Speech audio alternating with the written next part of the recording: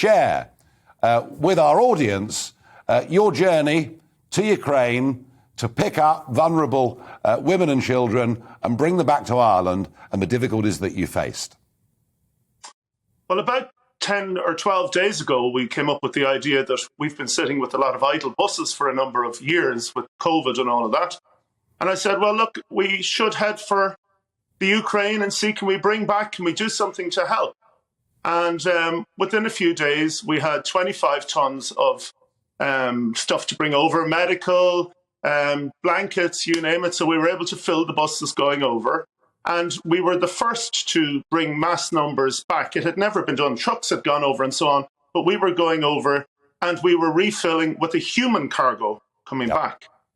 Now, going over, we were told, with a bit of paperwork, yes, we can go through the UK, which is the easiest route. You go Dublin, Holyhead, drive down to Harwich, cross in the Wash, and you're in the north of Holland, and away you go. That's the easy way to go. However, we didn't want to take any chances with the loads coming back, which is a human cargo.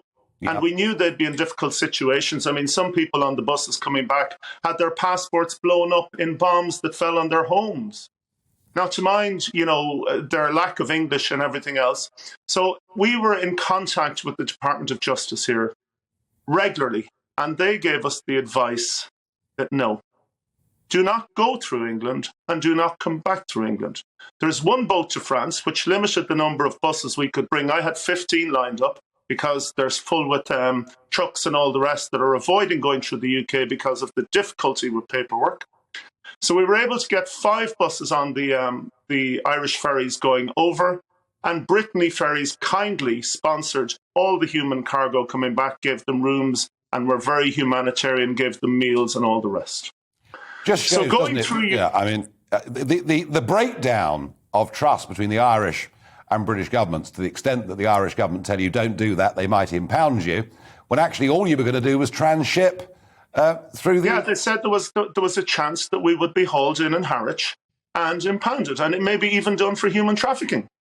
So anyway, we made our way over to Warsaw, and as we got through the Polish border, we met a double-decker English coach at the garage, because we were all fueling at the border, because fuel in Poland is 1.40 a litre euro.